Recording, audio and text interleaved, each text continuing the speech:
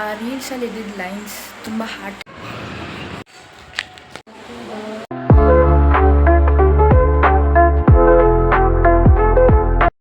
So hi ಎಲ್ರಿಗೂ ನಮಸ್ಕಾರ, welcome back to my channel. So ಇವತ್ತಿನ ಬ್ಲಾಗ್ ಏನಂದರೆ ಆ ವೇಟೆಡ್ ಮೂಮೆಂಟ್ ಎಷ್ಟು ದಿನದಿಂದ ಅಷ್ಟು ವರ್ಷದಿಂದ ಕಾಯ್ತಾ ಇದ್ವಿ. ಸೊ ಅಲ್ಲಿಗೆ ಹೋಗ್ತಾ ಇದ್ದೀವಿ ಬ್ಯಾಂಗ್ಳೂರಿಗೆ. ಏನಕ್ಕೆ ಹೋಗ್ತಾ ಇದ್ದೀವಿ, ಏನು ವಿಶೇಷ ಎಲ್ಲನೂ ನಿಮಗೆ ಹೋಗ್ತಾ ತಿಳಿಸ್ತೀನಿ. ಸೊ ಅಲ್ಲಿಗಂಟ ವೆಯ್ಟ್ ಮಾಡ್ತಾಯಿರಿ. Okay, bye. Sorry background disturbance ಇದೆ, ಬಟ್ ಆದರೂ ರೀಲ್ಸ್ ಸ್ಕ್ರಾಲ್ ಮಾಡ್ತಾ ಕೂತಿದ್ದೆ ಬಿಫೋರ್ ಐ ಗೋ. ಆಗ ನನ್ನ ಫೀಡಲ್ಲಿ ಒಂದು ರೀಲ್ಸ್ ಬಂತು. ಆ ರೀಲ್ಸಲ್ಲಿ ಇದ್ದಿದ್ದ ಲೈನ್ಸ್ ತುಂಬ ಹಾರ್ಟ್ ಟಚಿಂಗ್ ಆಗಿತ್ತು. ಸೊ ಅದನ್ನ ನಿಮಗೂ ಶೇರ್ ಮಾಡ್ಕೊಡೋಣ ಅಂತ I came back to say you guys. So ಏನಪ್ಪ ಲೈನ್ಸು ಅಂತಂದರೆ ಓದ್ತೀನಿ, ಕೇಳಿಸ್ಕೊಳ್ಳಿ. I am temporary person in every one's life. I come, I stay for a while, I give my heart like it's permanent, but somehow I always end up being just a chapter, not the story. People remember moments, not me. They move on while I'm still holding on, and slowly I learn. I was never meant to stay, only to pass through, but I won't find anyone who loves as deeply as I love. ಈ lines literally ಹೇಳ್ತೀನಿ, ನಂಗೆ ತುಂಬ ಇಷ್ಟ ಆಯಿತು. ಅದಕ್ಕೆ I share with you guys also. ಗೊತ್ತಿಲ್ಲ ಯಾರಿಗೆ ಇದು ಅನ್ವಯಿಸುತ್ತೆ ಅಂತ, ಬಟ್ ಇಷ್ಟ ಆಯಿತು. ಸೊ ಹಾಗಾಗಿ ನಿಮ್ಮ ಜೊತೆ ಶೇರ್ ಮಾಡಿಕೊಂಡೆ. If I am any wrong, I am sorry for it. Sorry, ನಮ್ಮಮ್ಮ ಡಿಸ್ಟರ್ಬ್ ಮಾಡಿಬಿಟ್ರು. ಆ ಲೈನ್ಸ್ ಇಷ್ಟ ಆಯಿತು, ಅದಕ್ಕೆ ಶೇರ್ ಮಾಡಿಕೊಂಡೆ. ಕಮೆಂಟ್ ಮಾಡಿ ಯಾರಿಗೆ ಅದು ನಿಜ ಅನ್ನಿಸ್ತು ಆ ಲೈನ್ಸ್ ಕೇಳಿಸ್ಕೊಂಡಾಗ, ಅಥವಾ ನೀವು ಎಲ್ಲಾದರೂ ನೋಡಿದ್ದೀರಾ ಆ ಲೈನ್ಸ್ನ ಅಂತ. Finally we are ready to go. Finally ರೆಡಿಯಾಗಿ ಹೊರಟ್ವಿ ಬ್ಯಾಂಗ್ಳೂರು ಕಡೆಗೆ. ಏನು ಸ್ಪೆಷಲ್ಲು ಬ್ಯಾಂಗ್ಳೂರಲ್ಲಿ, ಏನಕ್ಕೆ ಹೊರಟಿದ್ದೀವಿ, ಏನು ನಡೀತಾ ಇದೆ ಅಲ್ಲಿ ಎಲ್ಲನೂ ನಾನು ನಿಮಗೆ ಹೋಗ್ತಾ ವ್ಲಾಗಲ್ಲಿ ತಿಳಿಸ್ತಾ ಹೋಗ್ತೀನಿ. ಮೇ ಬಿ ಈ ವ್ಲಾಗಲ್ಲೇ ಗೊತ್ತಾಗುತ್ತೆ. ಎಂಡ್ವರೆಗೂ ನೋಡಿ, ಎಂಡ್ವರೆಗೂ ನೋಡಿದ್ರೆ ಪಕ್ಕ ಗೊತ್ತಾಗುತ್ತೆ ಏನಕ್ಕೆ ನಾನು ಬೆಂಗಳೂರಿಗೆ ಹೊರಟಿದ್ದೀನಿ ಅಂತ. ಸೊ ಹಂಗಾಗಿ ಬಂದು ರೀಚ್ ಆದಮೇಲೆ ಮನೆ ಹತ್ರ ನಡ್ಕೊಂಡು ಹೋಗ್ತಾ ಇದ್ದೆ. ನಮ್ಮ ಅತ್ತೆ ಮನೆ ಹತ್ರ.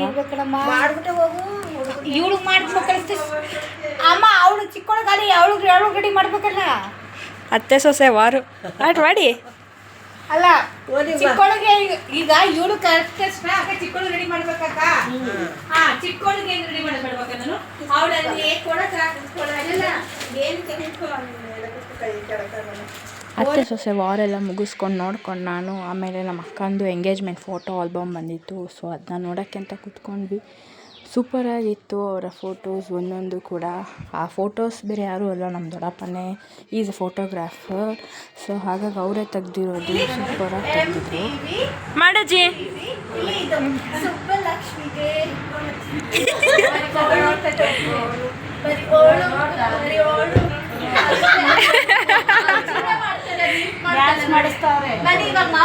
ಬಪ್ಪ ಮಾಡಿ ಬಪ್ಪ.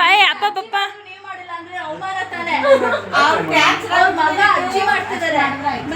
ಅವ್ರ ಮಗ ಅಜ್ಜಿ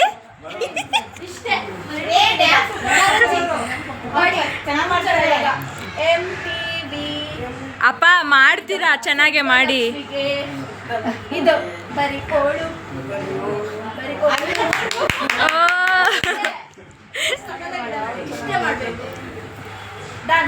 ಡನ್. ಕಸಿನ್ಸ್ ಎಲ್ಲ ಎಂಜಾಯ್ ಮಾಡಿಕೊಂಡು ಹರಟೆ ಹೊಡ್ಕೊಂಡು, ಆಮೇಲೆ ಸಂಗೀತಕ್ಕೆ ಆ್ಯಕ್ಚುಲಿ ಡ್ಯಾನ್ಸ್ ಪ್ರಾಕ್ಟೀಸ್ ಮಾಡಿಕೊಂಡು, ಕೊನೆಗೂ ಬೆಡ್ಸ್ ಎಲ್ಲ ಸ್ಟೋರ್ ರೂಮಲ್ಲಿತ್ತು, ಅಲ್ಲಿಂದ ಎತ್ಕೊಂಬರಕ್ಕೆ ಹೋದ್ವಿ.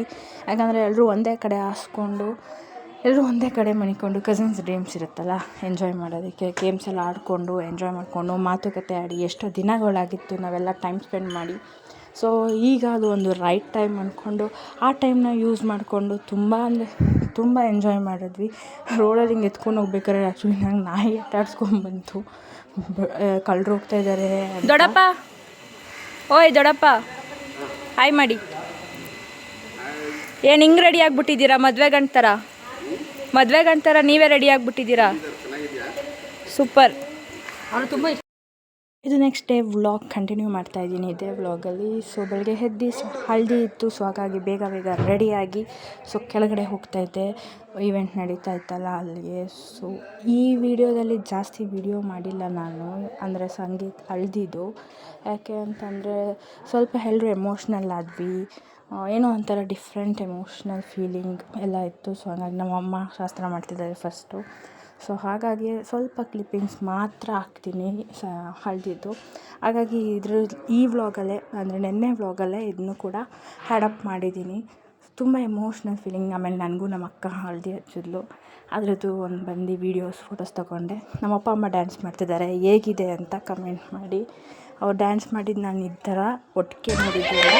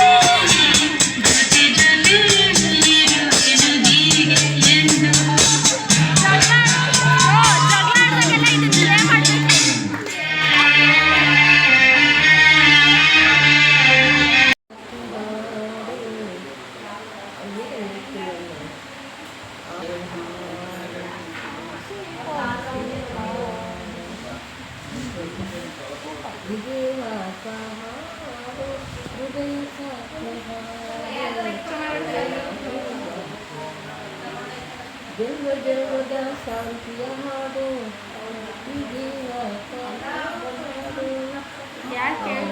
ಅಷ್ಟೇ ನನಗೆ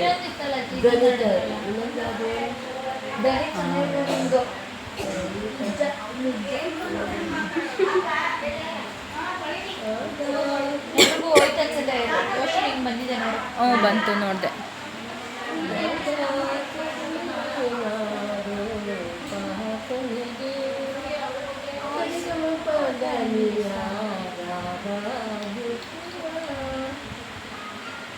ಅದಕ್ಕೆ ಸೇರ್ಸು